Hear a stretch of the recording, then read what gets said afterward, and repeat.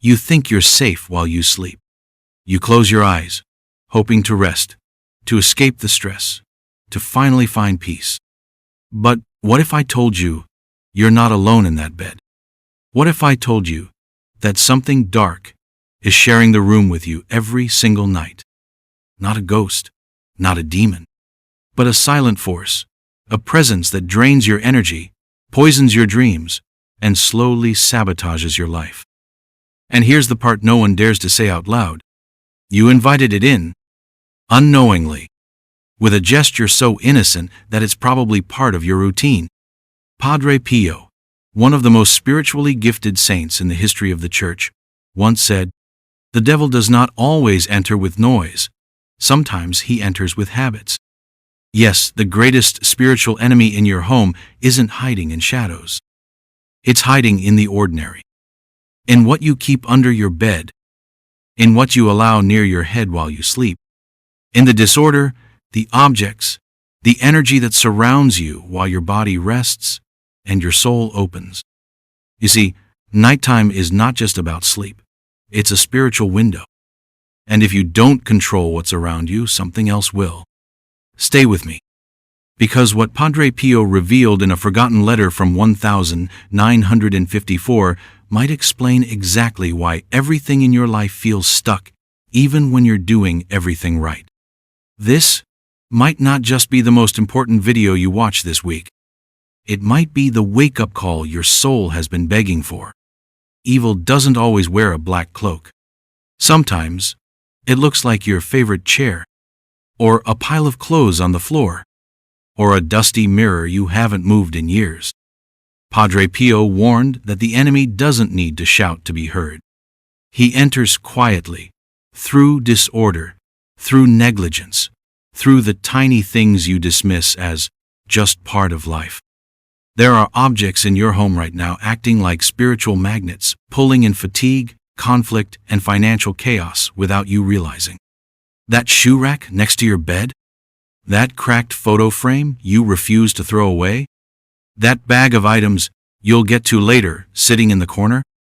These aren't just clutter. They are energy anchors. They trap sadness. They trap tension. And worst of all, they trap you. Padre Pio noticed that the homes of those who came to him in despair shared one strange pattern. They were filled with small things that looked harmless, but were spiritually charged with heaviness. He called them subtle snares of the enemy.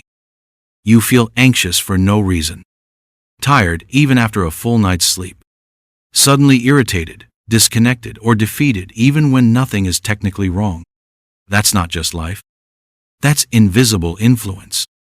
The devil's greatest strategy isn't possession. It's infiltration through what you ignore.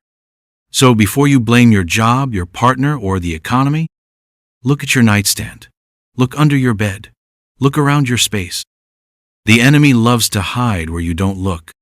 And now, we're going to expose him, piece by piece. Your bed is supposed to be your altar of peace. But what if it has become a platform of oppression? Padre Pio understood something most people still ignore. The bed is a spiritual amplifier. While your body rests, your soul expands. Your subconscious opens like a door, and everything around you pours in. That's why the most dangerous spiritual attacks don't happen when you're awake. They happen while you're asleep, quietly, subtly, repetitively. And the battlefield is your bedroom. When Padre Pio visited homes in spiritual crisis, he always asked one question: "Show me your bed." Because he knew what surrounds your bed says more about your spiritual life than your prayers. He found shoes stored beneath the mattress like buried curses, mirrors reflecting the soul mid-dream, splitting the spirit's energy, piles of unwashed clothes next to sacred objects, TVs left in standby mode, buzzing with frequencies of confusion. He called this combination the silent strangulation of the soul. If your bed is surrounded by chaos, your rest is never complete. You don't sleep, you drift. And when you wake up, something feels off. Like the day started wrong, like you're already behind, like hope was stolen in the night. It wasn't just a bad night. It was an open field, and you were unarmed. But there's a way to take that space back, to reclaim your sleep, to make your bed a true sanctuary again. And in the next moment, you'll discover what 3 objects are sabotaging your nights and how to remove them tonight. They don't make a sound. They don't move. But every night, they're there beside your bed, draining your energy, clouding your thoughts, and slowly cursing your future. Padre Pio called them the invisible saboteurs of the soul. And he warned, the greatest enemy is not what enters your home, but what you allow to stay. So what are these 3 enemies? Let's reveal them one by one. 1. Shoes under your bed. You may think it's harmless, but shoes absorb everything from the outside world: dirty energy, anger, envy, even spiritual residue. Keeping them under your bed is like placing a sponge of negativity beneath your resting soul. Padre Pio said this creates a shadow of poverty that seeps into your subconscious every single night. Number 2. Mirrors facing your bed. Mirrors are not neutral. At night, they reflect your soul, splitting your spiritual energy while you sleep. You may wake up disoriented, unrested, or emotionally drained, and never know why. According to Padre Pio, mirrors like this double the noise of the unseen world. UMT. 3. Electronic devices left on or in standby. That blinking light, that silent hum, they may seem off, but energetically, they're always on. Screens carry static spiritual interference, disrupting your dream state and lowering your vibration. Padre Pio considered them a silent invitation for spiritual confusion. Now ask yourself, are these 3 enemies sleeping beside you right now? Because until you remove them, no ritual will work, and no prayer will fully anchor. Most people think sleep is just rest. But Padre Pio knew the truth. Sleep is exposure. When the body shuts down, the soul opens up. And what surrounds you in that moment spiritually, energetically, emotionally determines whether you rise renewed or wake up cursed. In a private letter dated 1954, never publicly read during his lifetime, Padre Pio wrote something haunting. The soul in rest seeks heaven, but the impure house drags it downward. He wasn't speaking metaphorically. He believed he saw how certain rooms would trap people in invisible cycles. People who prayed hard, but stayed blocked. People who went to church, but never felt peace at home. People who begged for miracles, but woke up each day already defeated. The reason wasn't always spiritual warfare from outside. It was energetic contamination inside the home, especially in the bedroom. Objects that carry unresolved grief. Walls that absorbed years of arguments. Corners full of spiritual dust that no cleaning product can reach. These places become what he called vortexes of spiritual confusion, and they distort the soul's ability to hear God during sleep. This is why some people never dream anymore. Or why they wake up with fear in their chest, sadness in their eyes, or thoughts they can't explain. It's not depression. It's spiritual congestion. And while most ignored this reality, Padre Pio gave specific instructions for how to reverse it, not with exorcisms or expensive rituals, but with a daily action that any person of faith can do, with only salt, prayer, and discipline. Padre Pio believed in divine power, but he also believed in spiritual responsibility. He taught that miracles don't fall from the sky. They are invited by action. And when it comes to your sleep, your sanctuary, the invitation begins with a small daily ritual. Nothing complicated. No incense, no expensive oils, no ancient objects. Just 3 elements. Salt, a clear glass, and your voice. Before you sleep, take a glass and fill it halfway with coarse salt. Place it near your bed close enough to breathe the same air. This isn't decoration, this is a barrier. Salt, as Padre Pio wrote in his personal notes, is God's first purifier. Now speak out loud or in your heart, Lord, sanctify this space. Remove what I cannot see. Guard my dreams and quiet the noise. This declaration is not magic. It's intention. And intention is everything in the spiritual world. Do this for 7 consecutive nights. No distractions, no excuses, no missing a day. And something begins to shift. First, the atmosphere. The air feels lighter, you're breathing deeper, your rest calmer. Then the mental fog lifts. You wake up not with chaos, but with clarity. And most remarkably, the room itself changes. Some people report a smell leaving, others, a heaviness disappearing. Some even feel as if the room becomes brighter, even with the lights off. Because you've done more than place salt in a glass. You've sent a message to heaven and to the enemy. This space belongs to the light. And you are no longer sleeping unaware.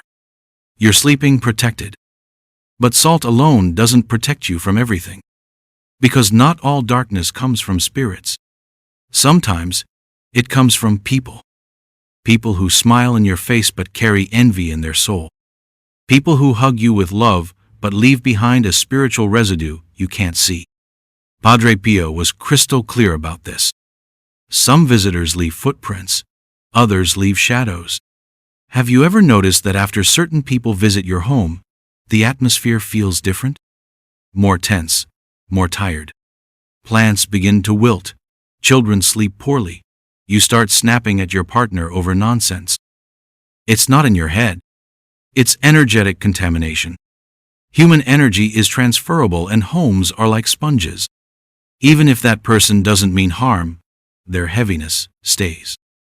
And if they do mean harm, that trace becomes a crack in your spiritual wall. Padre Pio observed that homes filled with stress, financial chaos, or relationship drama often had one root in common: frequent exposure to negative energy brought in by people. He described this as spiritual bleeding, where the soul leaks strength slowly until the person becomes numb to their own suffering. The solution isn't to cut everyone off, but it is to become intentional, to protect your space like a sacred church, to treat your home like an altar, not a hallway open to any energy. And just like churches have rituals to cleanse the sacred, so should your home. Because some guests don't just visit, they linger. And their presence may still be there, even long after they're gone. It's not always about who enters your house. Sometimes, it's what you never removed. Padre Pio warned of objects that act as spiritual anchors, items that don't just sit silently in a corner, but hold you in place, energetically, emotionally, even financially. And the most dangerous one? Not a cursed item, not a haunted doll, but something far more common, something you probably walk past every single day. A broken mirror, a photo frame that once held a memory, now cracked, a dead clock, a pair of shoes from someone who left you in pain, a cross that fell and you never picked it back up. Padre Pio called these things silent witnesses of spiritual decay. He believed that when we allow broken things to stay inside our home, we begin to mirror that brokenness. Not just emotionally, spiritually. These objects collect energy. They hold moments, vibrations, losses, griefs, and when they're left in your space, they keep replaying those frequencies over and over again like a haunting loop that your soul keeps dancing to, without even knowing why. You try to change. You pray. You light candles. But nothing shifts, because the object that keeps dragging you back is still right there. And just like spiritual chains, these items must be identified and removed. There's no ritual that works when the enemy is still sitting on your shelf. Now is the moment. You already know what item it is. You felt it while hearing these words. You saw it in your mind.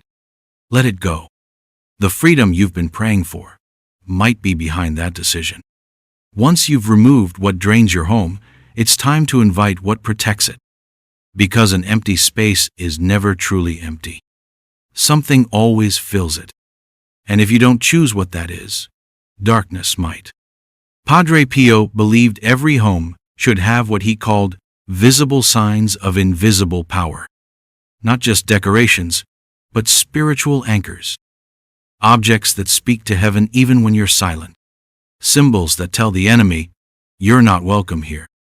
So how do you build this barrier? You don't need holy water from Rome. You don't need relics. You don't need a priest to come every week. You need faith in action. Start by rubbing a small amount of olive oil on the top edge of each doorframe, making the sign of the cross.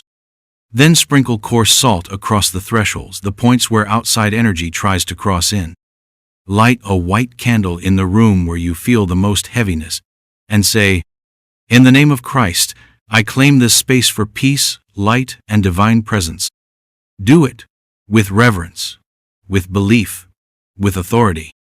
Add a small branch of rosemary or bay leaf near your front door, not for aroma, but for alignment.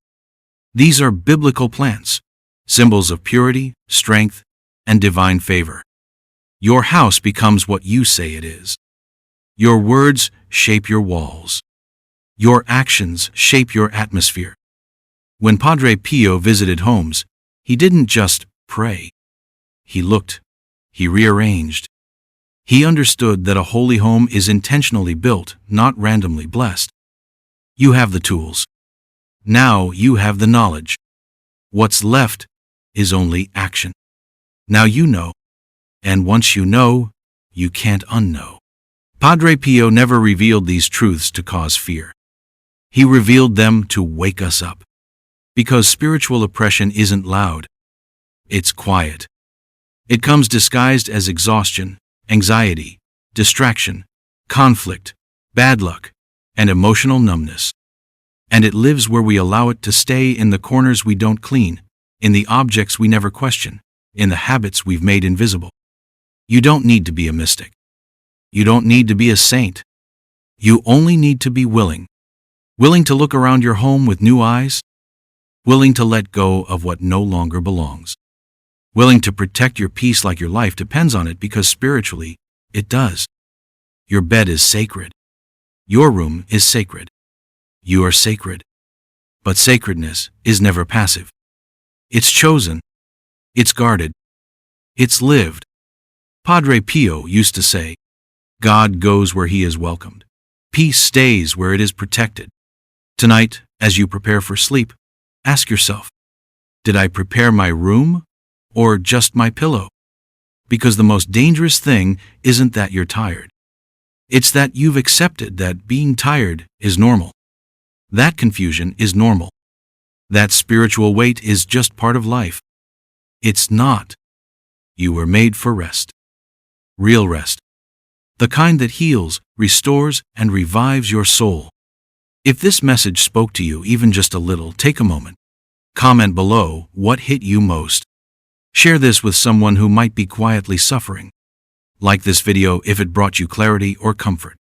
And maybe tonight, for the first time in a long time, you'll sleep in peace.